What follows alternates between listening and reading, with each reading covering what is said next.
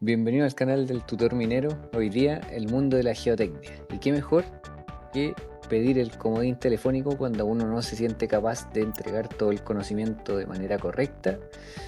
Es el primer capítulo colaborativo del canal, así que bienvenido Víctor Alfaro. Me gustaría saber quién es Víctor Alfaro primero que todo y luego yo lo voy a presentar de la manera que lo conozco. ¿Cómo estáis, Bitoco? Bueno, somos tocayo. Yo soy ingeniero de mina, al igual que tú, pulsiano, orgulloso. Sí, no me declaro un experto en la geotecnia, pero sí con harta humildad te vengo a apoyar aquí con algunos conceptos para seguir apoyando. Y bueno, yo soy un seguidor de este canal, así que me siento orgulloso y es un honor estar aquí participando contigo. También hablar una parte personal. Yo soy papá de una niñita, tú igual eres papá, así que me causa curiosidad pensar qué va a pensar mi niñita en un par de años más cuando me vea que grabé un video con el tutor minero. Puro orgullo nomás, tocayo. Bueno, sin alargarnos más, Víctor es un colega bien estimado, bien querido, la verdad, un amigo. Lo invito como para profundizar temas que yo no domino, la verdad.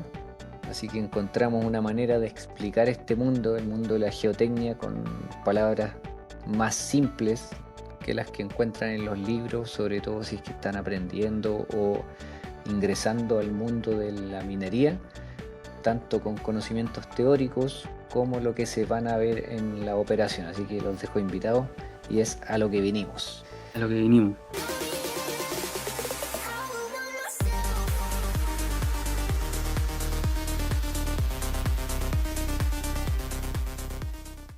Primero, el primer mundo que nosotros definimos en realidad es una geotecnia operativa. No sé si es que te quieres explayar un poco en la geotecnia operativa, a qué se refiere más o menos, Bitoco.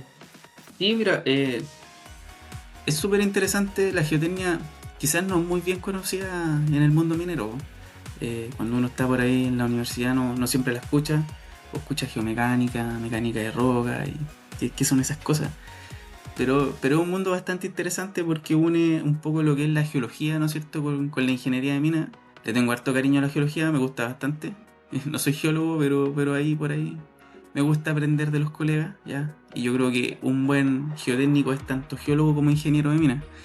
Entonces, pero a lo que vinimos, yo quizás me gustaría empezar conversando un concepto que siempre lo escuchaba y que a veces uno no lo entiende mucho, pero que es sectores de riesgo geotécnico.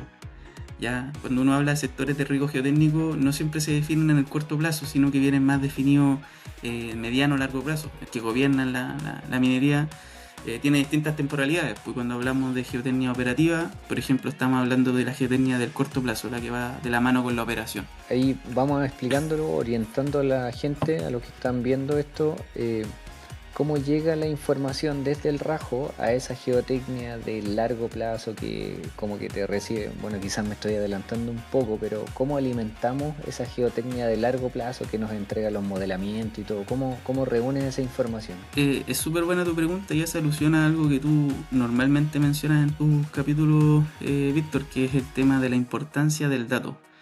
Desde ese punto de vista, en el mundo de la geotecnia, y bueno, y no solamente de la geotecnia, sino de la geología de mina, por ejemplo, que está preocupada de estar mapeando las leyes de la mejor manera, nosotros tenemos el mapeo geotécnico de banco, o también podríamos decir mapeo geotécnico de galería.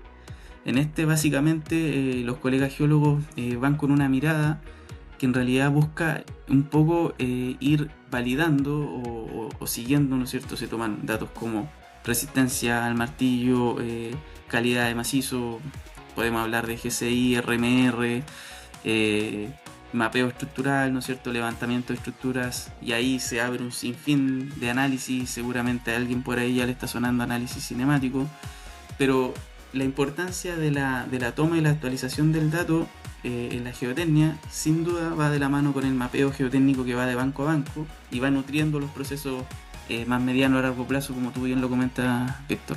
Ahí tengo que hacer una cita del primer capítulo del canal llamado Operaciones Unitarias. Si bien lo recuerdan, pongo que no son operaciones unitarias las que trabajan en la mina, sino que son operaciones que dependen unas de otras y son súper transversales.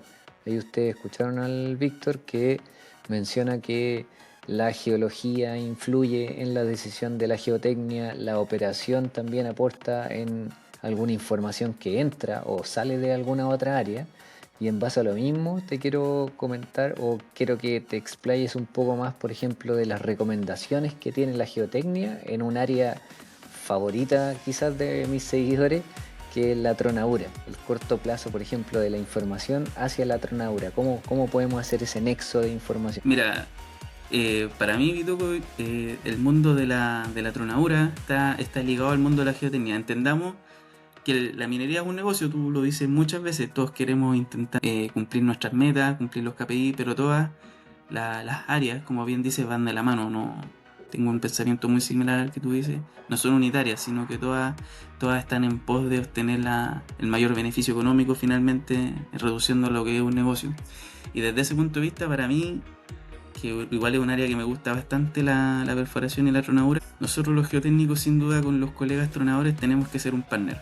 Ellos son los que mejores conocen los explosivos, son los que sin duda quieren ir a buscar la curva granulométrica, de tal manera que te afecte lo menos posible el carguío, ¿no es cierto? Pero nosotros como geotécnicos también queremos garantizar la integridad de nuestros taludes, ¿no es cierto? Claro. La integridad de nuestros caserones, la integridad de nuestras galerías, de nuestra infraestructura.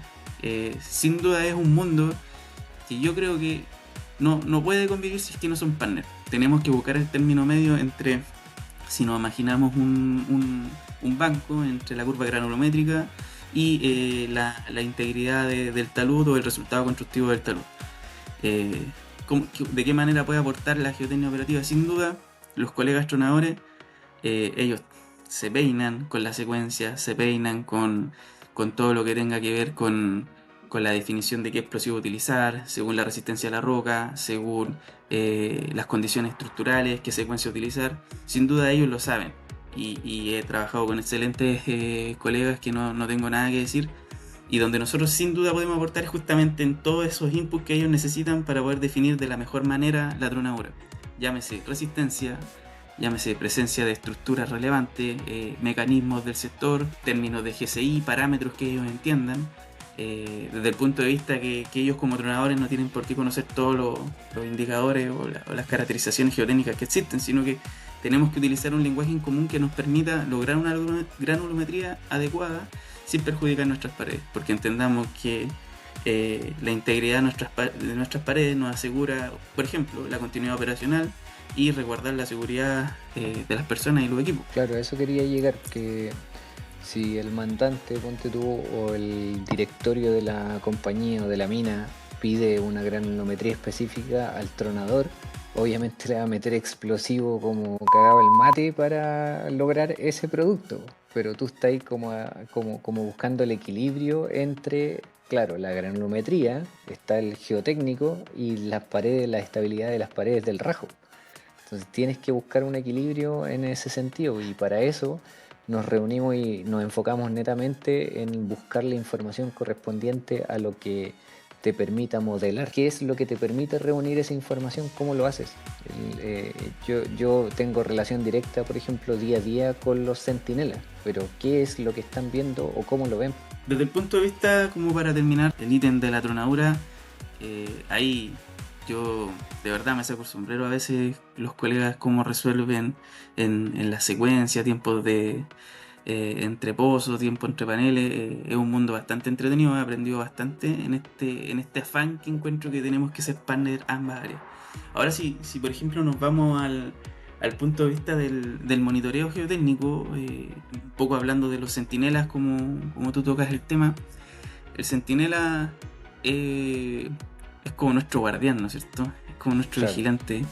Si nos vamos al punto de vista del mundo, por ejemplo, de una tronadura, ¿no es cierto? Uno trona, uno perfora, ¿no es cierto? Primero el resultado de una tronadura, por ahí dicen los libros del 80% de la perforación, ¿no es cierto? Después trona, después pasa el equipo, se construye el banco, y como igual cuando uno juega con la arena, uno le hace un corte a la arena y se generan deformaciones, ¿no es cierto? Se empieza a mover por la misma energía o por el correcto, se acomoda, ¿no es cierto? ¿Cómo vemos eso? El monitoreo y los muchachos que se dedican a la vigilancia. Entendamos que la tecnología del mercado nos ofrece herramientas que permiten determinar datos de monitoreo cada minutos. Sería interesante si tienes a alguien en tu audiencia que se haya dedicado a esto mucho antes que nosotros y nos diga cómo se hacía el monitoreo de las condiciones del rajo. Sin duda quizás nos van a nombrar las estaciones topográficas y monitoreo mediante prisma. Yo lo he visto que se hace de manera manual, pero también de manera automatizada. Obviamente el tiempo entre la toma del dato es distinto a lo que nos puede ofrecer el monitoreo interferométrico, el de radar, ¿no es cierto? Pero sí te entrega unas luces de cómo se está moviendo el cerro, cómo se estuvo acomodando. Hablamos de movimiento de cerro para los que están recién saliendo de la universidad o que no tienen muchos conocimientos con el tecnicismo de que manejamos ahora en esta conversación. El cerro se mueve y en términos de centímetros día. Ahora bien, son centímetros en 24 horas. Si ustedes lo revisan o lo piensan, van a decirnos sí, pero es que eso es muy poco, es una velocidad muy baja. Pero tienen que entender que las inestabilidades o los bloques de roca que se van formando con fallas que se unen en algún momento en el rajo tienen velocidades, y esas velocidades son centímetros día. Ahora tienen que relacionar esos centímetros día con unos bloques de banco que muchas veces son de 15 metros a 30 o 60, quizás cuántos bancos abarca alguna inestabilidad, y tienen que calcular más o menos el volumen de esa inestabilidad y imaginarse que se está moviendo un bloque de rocas que en definitiva ponen en tela de juicio la seguridad de la operación, tanto en personas como en la continuidad operacional. El Bitoco recién lo acaba de decir, es un negocio. Necesitamos o buscamos la continuidad operacional para seguir trabajando. Lógicamente de la mano con la seguridad de las personas. Eso es lo primordial. Después de eso viene la continuidad operacional, que es la estabilidad de nuestro rajo en realidad. Si se dieron cuenta, lo que estamos conversando ahora con el Víctor es muy a corto plazo, es directa relación con lo que yo personalmente hago en la mina, que encargarme o responsabilizarme de todo lo que pasa, relacionar unas áreas con otras, la información de unas áreas con la decisión que se pueden tomar en otras. Va de la mano las decisiones de operación con planificación, tienen input, output, relación a recomendaciones de geotecnia para los patios de perforación, para el carguillo de las palas, revisión in situ, por ejemplo, de las descargas, de las condiciones de las descargas, porque también los geomecánicos o los geotécnicos se involucran en la revisión de las zonas de descarga. Cuando se generan grietas, por ejemplo, circulares, ahí Bitoco me corriges, en materiales que no están cohesionados como lo encontramos en el rajo. Sí, correcto, justamente como tú dices, Víctor, llevábamos conversando su resto y estábamos dejando fuera lo que es botadero, o podemos pensar también en pilas de lixiviación, imaginándonos faena que las tengan. Claro, aquí el apoyo nuestro igual va ahí asociado al cuidado, por ejemplo, de la geometría, del avance de los botaderos. Sin duda, a una geometría irregular puede generar el desconfinamiento y que se manifieste en agrietamientos y eventualmente algún tipo de fallamiento, como tú lo comentas, o también el tipo de material. Ahí tú lo has explicado en extenso en algunos capítulos para qué sirven los distintos tipos de materiales desde el punto de vista granulométrico, ¿no es cierto? Entendemos que un material un poco más grueso es ese material que le entrega firmeza, ¿no es cierto?, a los caminos. En algún momento tú lo comentaste, ¿no es cierto? No ese material fino que normalmente tiende a tener un peor comportamiento. Ahí hay que llevar una adecuada mezcla, ¿no es cierto? Y también hay parámetros de diseño asociados y estudios que el geotécnico tiene que de alguna manera ir y ver que se cumplan en terreno, como altura máxima, cuidar la geometría con la que cae el talud, ¿no es cierto?, las bermas de seguridad. En base a esa información me imagino que están todos los procedimientos y las exigencias, por ejemplo, en nuestro país, en Chile, del Cernagiomimp. Hay mucha geotecnia en la exigencia de la construcción de descargas o de botaderos.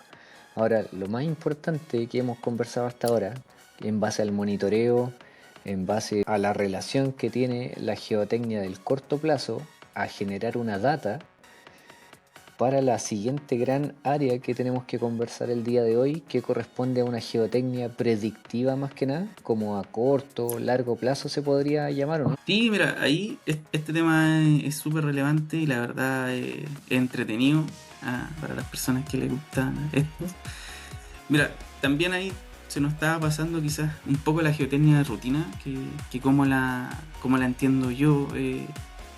Hay otro colega, si tiene alguna mirada que la pueda compartir, excelente. Yo la asocio un poco a ese match que tenemos que hacer entre la geotecnia operativa y las distintas proyecciones que existen en esta geotecnia más mediano largo plazo. Entendamos que siempre con una mirada ingenieril, ¿no es cierto? Utilizando la definición, por ejemplo, de riesgo que se pasa en la academia, ¿no es cierto? Tenemos que estar siempre evaluando la probabilidad de ocurrencia por los impactos. ¿Qué hacemos, por ejemplo, cuando la geotecnia rutina valida algún riesgo geotécnico? Validamos, por decirlo así, la probabilidad de ocurrencia de algún riesgo. Tenemos que definir los controles ante un potencial impacto, ¿cierto? Y de eso, otro aspecto súper relevante que tú tocaste es la geotecnia predictiva. ¿Ya? Esta geotecnia, sin duda, es una de las más relevantes.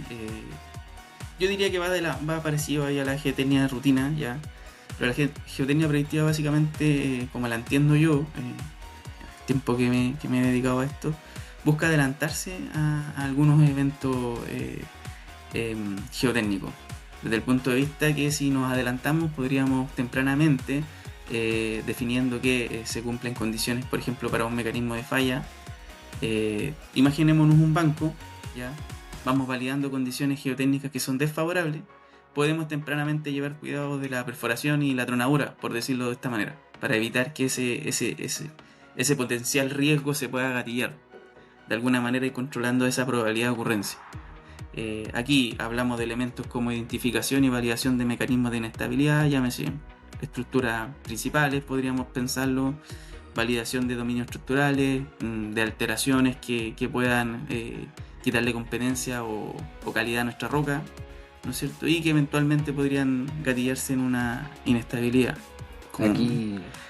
Aquí puedes explayarte todo lo que quieras sin ningún problema, porque ya está bastante alejada de lo que yo hago normalmente, como lo podría mencionar en el rajo. No sé, te voy a ir interrumpiendo si es que me causa cuidado, alguna duda por ahí. Una frase que una vez dijo algún profesor ahí, los ulcianos se van a acordar, pero que hacer minería es como construir un edificio pero en un cerro. La única diferencia es que el cerro tiene las calidades que le dio la naturaleza. Nosotros no vamos a pedir una viga de acero o no vamos a elegir cuánto porcentaje de cemento le vamos a agregar para poder construir nuestro edificio. Es lo que hay, es lo que nos dio la naturaleza y ahí vamos a construir. Qué buena Ahora, analogía. tampoco... Sí, súper buena, ¿no? Ahí es un muy buen profesor. Jorge Ibarsun, que en paz descanse. Ahora, me pueden salir los colegas de fortificación de minas subterráneas que me dicen, no, si yo le pongo el porcentaje de cemento al chocolate que necesito. Sí, ya, pero eso ya está. Es otro tema.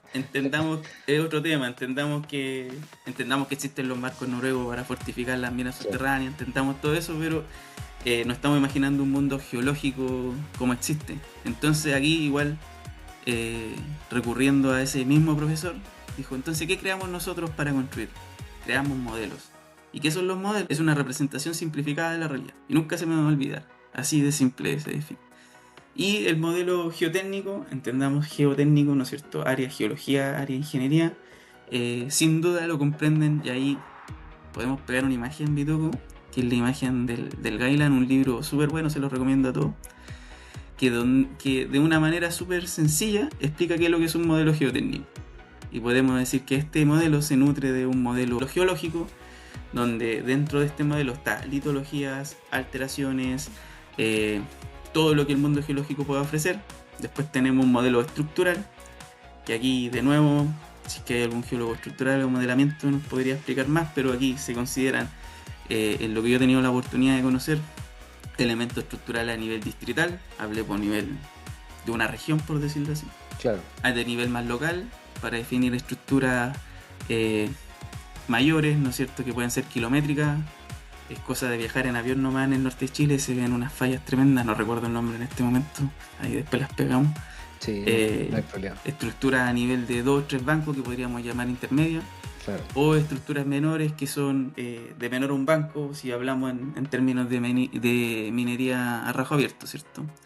Después tenemos el modelo de macizo rocoso, que aquí básicamente son los ensayos, que todo un mundo igual es bastante entretenido.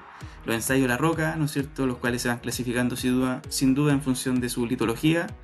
Hay todo un tema igual para validar que el ensayo sea correcto, si hay rotura mixta, si hay rotura por estructura, ¿no es cierto? La clasificación del macizo rocoso, aquí entran todas las propiedades o los métodos de caracterización, ¿no es cierto?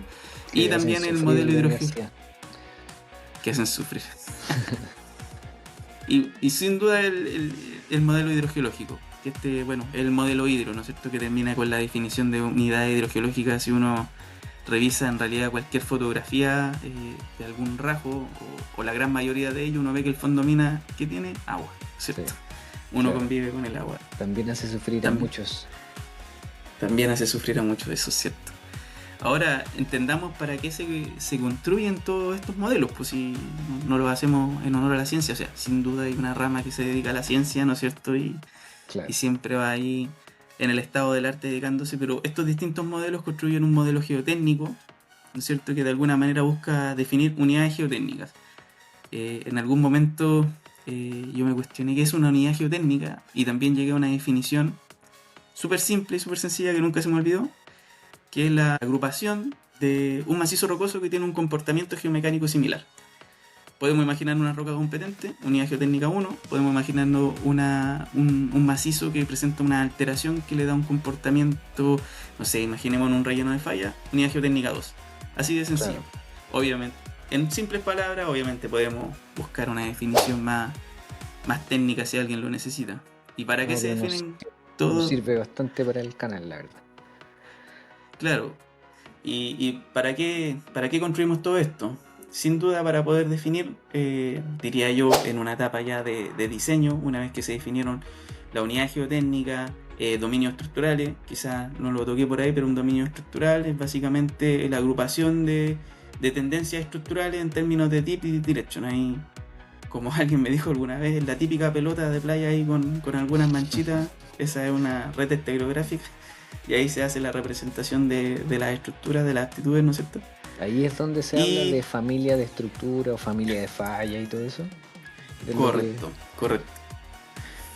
Justamente que a uno en la universidad le cuesta tanto imaginárselo y después visita una mina y oye, pero si está clarito. Claro. Es súper fácil verlo. ¿Y en qué termina todo esto? Como bien comentas tú, ¿dónde están los inputs y los outputs? Bueno, acá hay un cliente que sin duda es el diseño, ¿no es cierto? El diseño. Imaginémonos una unidad de explotación tipo caserón. ¿Cuál es el máximo largo y alto del caserón? De tal manera que me garantice la estabilidad y pueda controlar la dilución. Ahí si hay algún colega de diseño minero nos puede hablar de lelos. Estoy hablando de sublevel stopping, ¿no es cierto? Claro. Caserones. Nos puede hablar de la dilución, nos puede hablar de radio hidráulico. Esos límites sin duda lo puede la geotecnia desde el punto de vista de un buen modelo geotécnico construido y una buena aplicación de los datos, definir cuáles van a ser mis parámetros de diseño. Ahora, si hablamos en un rajo, cuál va a ser la altura máxima, ¿no es cierto? Entendamos sí que todos estos datos son un input para todos esos análisis. Cuando hablamos de herramientas de análisis, podemos hablar de modelos numéricos. Son bastante interesantes. No podría decirte que los manejo todos, pero con más de algunos jugados por ahí metido dedo, que es bastante interesante y que en realidad buscan, es un modelo numérico. Recordemos qué es lo que son los modelos: representaciones simplificadas de la realidad. Un modelo numérico es una representación numérica del comportamiento, por ejemplo, de un macizo, y ahí hay diferencias finitas, elementos distintos.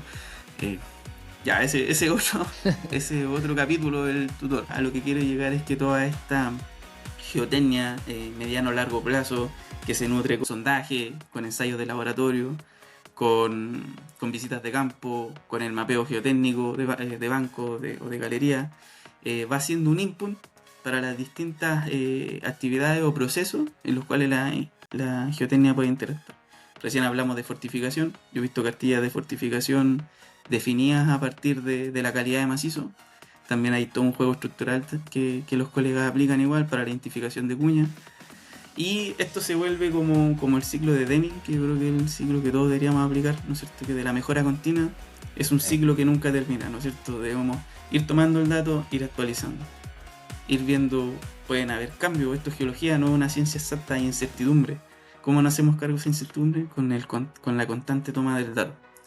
Ahí, Bitoco, traté de hacer una pincelada de todo lo que salía o todo lo que discutimos que podíamos conversar aquí Sí, para tu sí, no audiencia, sé. pero puede ser normal para el mundo de la geotecnia, pero no tan normal para otros colegas que se dedican a otra área. Una pregunta, Vitoco, antes de cerrar esto. El término banco en la minería es para darle estabilidad, para que se contenga, por ejemplo, una inestabilidad en el banco inferior. ¿Cómo funciona eso? Porque me imagino que viene de los modelos, me imagino que viene de la información extraída del rajo o viene del papel, de alguna teoría de alguien que lo inventó. ¿Por qué bancos? ¿Por qué no puede ser un embudo? Aparte de las rampas, obviamente, si por algún sector tienen que salir los camiones. Sí, mira, es súper buena la pregunta porque alguna vez me la hicieron en la U y me lo cuestioné. ¿Por qué construimos con bancos? ¿Por qué hacemos bancos, no es cierto? Entendamos, imaginémonos una roca cayendo a 15 metros, después a 30 metros, después a 45 metros. Es un riesgo tremendo, ¿no? Ujú. Entonces, por lo mismo, el reglamento de seguridad minera demanda que la explotación a cielo abierto, entendamos que estamos hablando de un banco de minería a cielo abierto, ¿no es cierto? Debe ser construida con bermas, ¿ya? Entendamos, la berma es un poco de todo lo que tú dices. Se define a partir de un análisis geométrico estructural, por decirlo así, donde se define un descreste. Y a partir de ese descreste se hace una estimación de cuál tiene que ser tu berma mínima.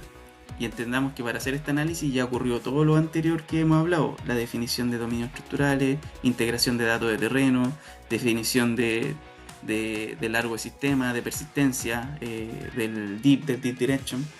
Y a partir de esto se define una berma mínima de seguridad, por decirlo así, pero que no se va a hacer cargo de una inestabilidad, sino que más que nada asociado a un descreste por la condición intrínseca del macizo en el que estamos construyendo. Es decir, no sé, por decirte, voy a hacer una berma de 12 metros y espero que esos 12 metros, por la condición estructural que tenga, se me genere un descreste de 2 metros. ¿Ya? Ahí, si te das cuenta, uno puede empezar a decir con qué berma me quedo. Claro. Pero entendamos que hay un análisis solamente a nivel de banco, también hay análisis que son a nivel interrampa, que eso ya, o paquetes de banco, para que todos lo entiendan, que eso ya Claro. son análisis que no solamente se van a sustentar en términos geométricos estructurales, sino que también ya aquí viene la componente de herramientas más poderosas como los modelos numéricos. Ya, ahora, ¿algún tema que quieras profundizar? En algún otro video yo he conversado de pretiles de contención. Ese capítulo estuvo bien bueno. Ahora, cuando hablamos de los pretiles de contención, tú aquí también tenéis para peinarte en este tema, pero claro, abarca donde normalmente, y tú lo comentaste en algún momento, se construye un pretil de contención, en algún sector que tiene presente alguna velocidad, o también en algún sector en el cual no se ha logrado, por ejemplo, si lo llevamos a la práctica, la geometría de un banco, ¿no es cierto? Si no se logra la geometría de un banco, lo mismo que conversamos recién, uno se imagina una roca cayendo a 30 metros, sin duda uno la quiere detener porque viene con una Claro. energía potencial que podría generar una afectación a las personas o el equipo, ¿no es cierto?, que esté circulando por el sector. Es ahí, ya dado que no se logra la geometría, tenemos que definir una medida de contención, que en este caso puede ser un pretil de contención, intentando responder tu pregunta. O derechamente, cuando pensamos en un sector con movimiento, con velocidades, como recién trataste de explicarle a los muchachos y a toda la gente que está mirando en términos de centímetros día, sin duda una masa de cuerpo que se mueve puede generar desprendimiento, y esos desprendimientos no podemos, no pueden ser, o cuál es la herramienta para contenerlos que no sean disparados, puedan de alguna manera afectar el tránsito o labores operacionales que existan en la inmediación. Es el pretil de contención. Oye, y yéndonos más hacia, por ejemplo, los lineamientos que tenemos que seguir en el rajo también. Cuando ya tenemos una inestabilidad, cuando ya está construido, por ejemplo, el pretil de contención, entre comillas, como lo acabamos de mencionar, eso sin duda influye en el diseño aguas abajo de lo que tengo en los bancos inferiores, por ejemplo, mineral. Si es que hay una inestabilidad que me cambia el diseño aguas abajo, ¿yo tengo que ir a buscarla? ¿O hay una administración de por medio con esas inestabilidades? O sea, sin duda, como tú dices, una inestabilidad declarada a nivel de que ya está generando una afectación a la continuidad operacional o derechamente al mineral comprometido. Pensemos en planes mineros que se comprometen de manera anual, ¿no es cierto? En términos de budget, forecast, ahí algún colega planificador sin duda nos puede explicar de mejor manera todo eso. Ahí ya hay... No te sabría dar la respuesta propiamente tal, porque puede ser incluso hasta una decisión política o del modelo de gestión que tenga Claro. cada organización. Uno, por ejemplo, por decírtelo, existe algo llamado los criterios de estabilidad para los diseños, pero tú en la literatura puedes encontrar distintos autores que proponen distintos factores. Por ejemplo, el Claro. famoso factor de seguridad en subterránea, por ejemplo, 1.3 es seguro, no, pero 1.2 también, porque es como estado como al borde de fallar o con qué probabilidad de ocurrencia me quedo. Claro. De eso, de hecho, hay un capítulo entero en el libro del Gailand para el que quiera interiorizarse más de eso, pero va ahí un poquito de todo. Entendamos que es un proceso, es un negocio y sin duda las definiciones van a ser tomadas en pos de lo mejor para el negocio, manteniendo la seguridad de las personas, de los equipos, ¿no es cierto? Que nos permita sin duda sacar el mejor beneficio económico. Buenísima. Oye, si se dan cuenta, y para darle una conclusión al tema, según lo que conversamos con mi tocayo, lo que tenemos al frente es un ciclo del mundo de la geotecnia. Del área predictiva nacen modelos, análisis, información que se comporta de manera preventiva para la información del rajo. Son los mismos modelos que usamos para estimar y analizar la información de las inestabilidades o cómo se comportarían en el área operativa, que es a corto plazo. Hace muy poco fui testigo de la visita de un personal, de una chica del área predictiva más mediano, largo plazo, a la información o a la data que se tiene en el día a día de la geotecnia operativa. Y lógicamente siempre lo hemos dicho que la información genera confiabilidad en los modelos.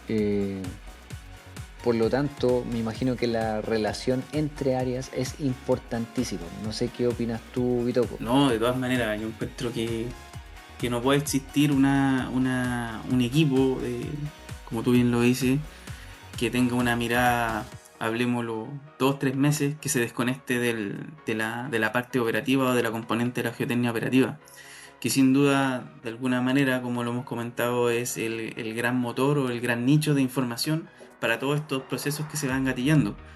En el espíritu de estar constantemente nutriendo y mejorando de manera continua el ciclo de Min, como lo comenzamos. Entonces, sin duda, este tipo de visita, aprovechemos a mandarle salud, seguramente saben de quién estamos hablando, es un aporte para de alguna manera empezar a internalizar aquellas condiciones operacionales que sin duda el aspecto de análisis geotécnico más mediano plazo puede hacer el match ahí, que nosotros a veces lo convivimos demasiado, pero no siempre es tan obvio o tan fácil de ver. Entendamos que en la operación de un día para otro hasta incluso pudiste haber sacado una pala de una falla, si lo ponemos, Claro. si lo llevamos Así ese mismo. ejemplo. Claro. Un gran saludo ahí a la Jamie Navarrete, una excelente profesional. Sin duda podríamos llegar a hablar de cada una de las áreas que tocamos en este capítulo, que acabamos de mencionar, y detallar los secretos de la operación en relación a la geotecnia en el Rajo en otros capítulos. Yo creo que hasta acá podríamos dejar el capítulo de hoy. Espero les haya gustado, gracias por el apoyo, compartan con sus colegas, pongan me gusta al canal. Muchas gracias por el apoyo, por el contenido, por la información y el aporte, Víctor. Esta invitación sin duda abre una nueva oportunidad para el canal. Oye, Víctor, yo te agradezco a ti la invitación. Espero de alguna manera haber contribuido en tu canal. No te voy a dudar que en algún momento lo pensé, si participaba o no. Pero no, ahí me sumo a todos los colegas que quieran participar con el tutor. Una conversación bastante grata. No necesariamente vamos a resolver todas las dudas ni arreglar el mundo, pero vamos a aportar humildemente para los colegas que se quieran interiorizar en distintas disciplinas que puedan estar dentro de este lindo y grande mundo minero. Sí, sin duda te voy a pedir el apoyo si es que llegan a comentar algo muy específico ahí para responder los comentarios de este video. Un abrazo a todos, muchas gracias, nos vemos. Nos vemos.